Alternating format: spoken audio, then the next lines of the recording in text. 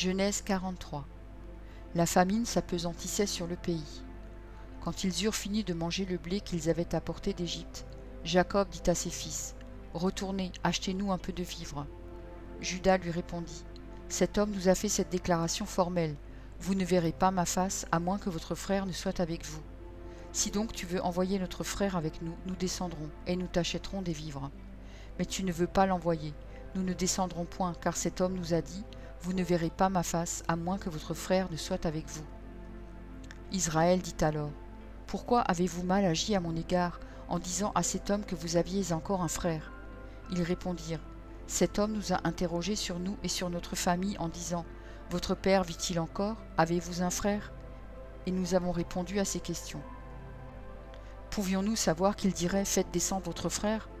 Juda dit à Israël, son père, « Laisse venir l'enfant avec moi, afin que nous nous levions et que nous partions, et nous vivrons et ne mourrons pas, nous, toi et nos enfants. » Je réponds de lui, tu le redemanderas de ma main.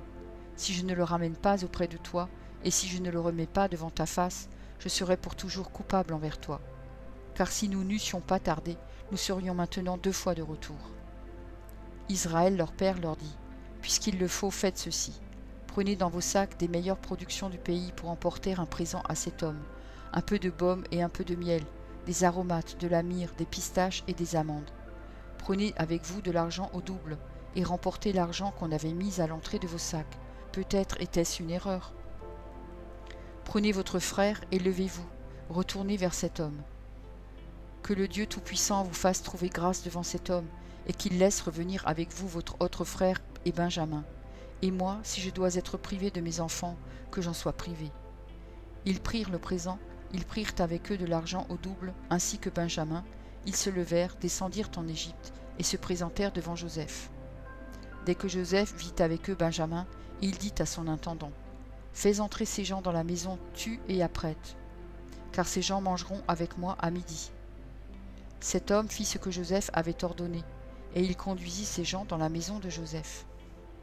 Ils eurent peur lorsqu'ils furent conduits à la maison de Joseph, et ils dirent, « C'est à cause de l'argent remis l'autre fois dans nos sacs qu'on nous emmène, c'est pour se jeter sur nous, se précipiter sur nous, c'est pour nous prendre comme esclaves et s'emparer de nos ânes. » Ils s'approchèrent de l'intendant de la maison de Joseph, et lui adressèrent la parole à l'entrée de la maison. Ils dirent, « Pardon, mon Seigneur, nous sommes déjà descendus une fois pour acheter des vivres.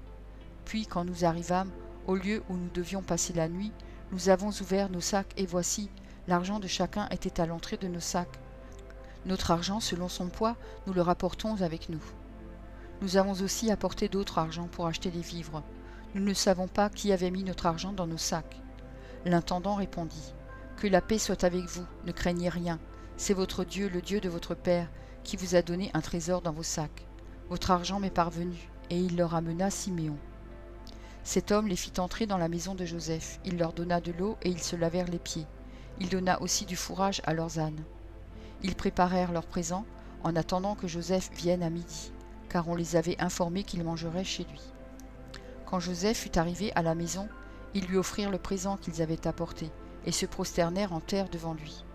Il leur demanda comment il se portait, et il dit, « Votre vieux père dont vous avez parlé, est-il en bonne santé? Vit-il encore ?» Ils répondirent, « Ton serviteur, notre père, est en bonne santé. Il vit encore. » Et ils s'inclinèrent et se prosternèrent. Joseph leva les yeux et jetant un regard sur Benjamin, son frère, fils de sa mère, dit, « Est-ce là votre jeune frère dont vous m'avez parlé ?» Et il ajouta, « Dieu te fasse miséricorde, mon fils. » Ses entrailles étaient émues pour son frère, et il avait besoin de pleurer. Il entra précipitamment dans une chambre et y pleura. Après s'être lavé le visage, il en sortit, et faisant des efforts pour se contenir, il dit, « Servez à manger. » On servit Joseph à part et ses frères à part. Les Égyptiens qui mangeaient avec lui furent aussi servis à part, car les Égyptiens ne pouvaient pas manger avec les Hébreux, parce que c'est à leurs yeux une abomination. Les frères de Joseph s'assirent en sa présence, le premier-né selon son droit d'aînesse et le plus jeune selon son âge, et ils se regardaient les uns les autres avec étonnement. Joseph leur fit porter des mets qui étaient devant lui, et Benjamin en eut 5 fois plus que les autres. Ils burent et s'égayèrent avec lui. Genèse 44. Joseph donna cet ordre à l'intendant de sa maison. Remplis de vivres les sacs de ces gens, autant qu'ils en pourront porter, et mets l'argent de chacun à l'entrée de son sac. Tu mettras aussi ma coupe, la coupe d'argent, à l'entrée du sac du plus jeune, avec l'argent de son blé. » L'intendant fit ce que Joseph lui avait ordonné. Le matin, dès qu'il fit jour, on renvoya ces gens avec leur âne. Ils étaient sortis de la ville et ils n'en étaient guère éloignés, lorsque Joseph dit à son intendant : « Lève-toi, poursuis ces gens, et quand tu les auras atteints, tu leur diras : Pourquoi avez-vous rendu le mal pour le bien ? N'avez-vous pas la coupe dans laquelle boit mon Seigneur, et dont il se sert pour deviner ? Vous avez mal fait d'agir ainsi. » L'intendant les atteignit et leur dit ces mêmes paroles. Ils lui répondirent : « Pourquoi mon Seigneur parle-t-il de la sorte ? Dieu préserve tes serviteurs d'avoir commis une telle action. Voici, nous t'avons rapporté du pays de Canaan l'argent que nous avons trouvé à l'entrée de nos sacs. Comment aurions-nous dérobé de l'argent ou de l'or dans la maison de ton Seigneur ? Que celui de tes serviteurs sur qui se trouvera la coupe mesure, et que nous soyons nous-mêmes esclaves de mon Seigneur. » Il dit : « Qu'il en soit donc selon vos paroles. Celui sur qui se trouvera la coupe sera mon esclave, et vous, vous serez innocents. » Aussitôt chacun descendit son sac à terre, et chacun ouvrit son sac. L'intendant les fouilla, commença par le plus âgé, et finissant par le plus jeune, et la coupe fut trouvée dans le sac de Benjamin. Ils déchirèrent leurs vêtements, chacun regarda son âne, et ils retournèrent à la ville. Judas et ses frères arrivèrent à la maison de Joseph, où il était encore, et ils se prosternèrent en terre devant lui. Joseph leur dit : « Quelle action avez-vous faite ? Ne savez-vous pas qu'un homme comme moi a le pouvoir de deviner ? » Judas répondit : « Que dirons-nous à mon Seigneur ? Comment parlerons-nous ? Comment nous justifierons-nous ? Dieu a trouvé l'iniquité de tes serviteurs. Nous voici esclaves de mon Seigneur, nous et celui sur qui s'est trouvée la coupe. » Et Joseph dit : « Dieu me garde de faire cela. L'homme sur qui la coupe a été trouvée sera mon esclave, mais vous, remontez en paix vers votre père. » Alors Judas s'approcha de Joseph et dit : « De grâce, mon Seigneur, que ton serviteur puisse faire entendre une parole à mon Seigneur, et que sa colère ne s'enflamme point contre ton serviteur, car tu es comme Pharaon. Mon Seigneur a interrogé ses serviteurs en disant : Avez-vous un père ou un frère ? Nous avons répondu : Nous avons un vieux père et un jeune frère, enfant de sa vieillesse. Cet enfant avait un frère qui est mort, et qui était de la même mère, il reste seul, et son père l'aime. Tu as dit à tes serviteurs : Faites-le redescendre vers moi, et que je le voie de mes propres yeux. Nous avons répondu à mon Seigneur : L'enfant ne peut pas quitter son père, s'il le quitte, son père mourra. Tu as dit à tes serviteurs : Si votre jeune frère ne descend pas avec vous, vous ne reverrez pas ma face. Lorsque nous sommes remontés auprès de ton serviteur, mon père, nous lui avons rapporté les paroles de mon Seigneur. Notre père a dit : Retournez, achetez-nous un peu de vivres. Nous avons répondu : Nous ne pouvons pas descendre, mais si notre frère est avec nous, nous descendrons, car nous ne pouvons pas voir la face de cet homme, à moins que notre jeune frère ne soit avec nous. Ton serviteur, notre père, nous a dit : Vous savez que ma femme m'a enfanté 2 fils. L'un étant sorti de chez moi, je pense qu'il a été sans doute déchiré, car je ne l'ai pas revu jusqu'à présent. Si vous me prenez encore celui-ci, et qu'il lui arrive un malheur, vous ferez descendre mes cheveux blancs avec douleur dans le séjour des morts. Maintenant, si je retourne auprès de ton serviteur, mon père, sans avoir avec nous l'enfant, à l'âme duquel son âme est attachée, il mourra, en voyant que l'enfant n'y est pas. Et tes serviteurs feront descendre avec douleur dans le séjour des morts les cheveux blancs de ton serviteur, notre père. Car ton serviteur a répondu pour l'enfant en disant à mon père : Si je ne le ramène pas auprès de toi, je serai pour toujours coupable envers mon père. Permets donc, je te prie, à ton serviteur de rester à la place de l'enfant, comme esclave de mon Seigneur, et que l'enfant remonte avec ses frères. Comment pourrais-je remonter vers mon père si l'enfant n'est pas avec moi ? Ah, que je ne vois point l'affliction de mon père. Genèse 45. Joseph ne pouvait plus se contenir devant tous ceux qui l'entouraient. Il s'écria : Faites sortir tout le monde. Et il ne resta personne avec Joseph quand il se fit connaître à ses frères. Il éleva la voix en pleurant. Les Égyptiens l'entendirent, et la maison de Pharaon l'entendit.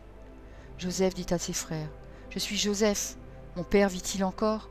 Mais ses frères ne purent lui répondre, car ils étaient troublés en sa présence. Joseph dit à ses frères : Approchez-vous de moi. Et ils s'approchèrent. Il dit : Je suis Joseph, votre frère, que vous avez vendu pour être mené en Égypte. Maintenant, ne vous affligez pas et ne soyez pas fâchés de m'avoir vendu pour être conduit ici, car c'est pour vous sauver la vie que Dieu m'a envoyé devant vous. Voilà 2 ans que la famine est dans le pays, et pendant 5 années encore, il n'y aura ni labour ni moisson. Dieu m'a envoyé devant vous pour vous faire subsister dans le pays, et pour vous faire vivre par une grande délivrance. Ce n'est donc pas vous qui m'avez envoyé ici, mais c'est Dieu. Il m'a établi père de Pharaon, maître de toute sa maison, et gouverneur de tout le pays d'Égypte.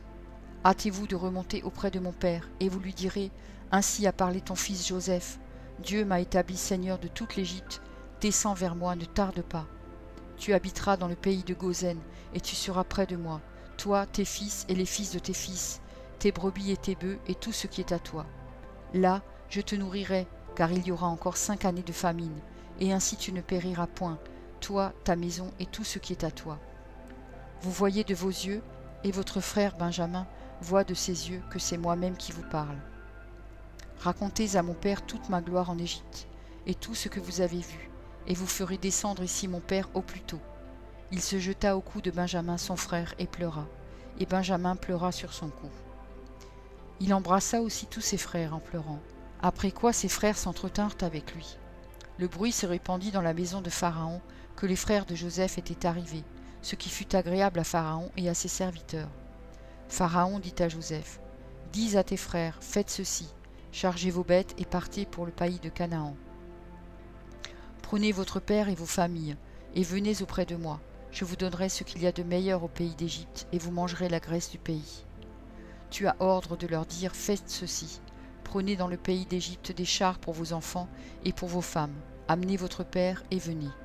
Ne regrettez point ce que vous laisserez, car ce qu'il y a de meilleur dans tout le pays d'Égypte sera pour vous. » Les fils d'Israël firent ainsi. Joseph leur donna des chars selon l'ordre de Pharaon. Il leur donna aussi des provisions pour la route. Il leur donna à tous des vêtements de rechange, et il donna à Benjamin 300 cycles d'argent et 5 vêtements de rechange. Il envoya à son père 10 ânes chargés de ce qu'il y avait de meilleur en Égypte, et 10 ânesses chargées de blé, de pain et de vivres pour son père pendant le voyage. Puis il congédia ses frères qui partirent, et il leur dit, « Ne vous querellez pas en chemin. » Ils remontèrent de l'Égypte, et ils arrivèrent dans le pays de Canaan, auprès de Jacob leur père. Ils lui dirent, « Joseph vit encore, et même c'est lui qui gouverne tout le pays d'Égypte. » Mais le cœur de Jacob resta froid, parce qu'il ne les croyait pas. Ils lui rapportèrent toutes les paroles que Joseph leur avait dites. Il vit les chars que Joseph avait envoyés pour le transporter. C'est alors que l'esprit de Jacob leur père se ranima. Et Israël dit, « C'est assez, Joseph mon fils vit encore, j'irai et je le verrai avant que je meure. » Merci pour ton écoute. Je t'encourage à écouter encore la parole du Seigneur. J'ai pris un engagement avec lui et je publierai tous les jours un verset. Si j'en oublie un jour, j'en ferai 2 le lendemain. De ton côté, tout ce que tu as à faire, c'est de t'abonner à cette chaîne. Et s'il te plaît, n'oublie pas le pouce bleu. Et si tu veux me laisser un gentil commentaire, c'est aussi apprécié. Pour écouter la suite, clique simplement sur la vidéo du jour suivant, en haut à gauche. Que Dieu te bénisse.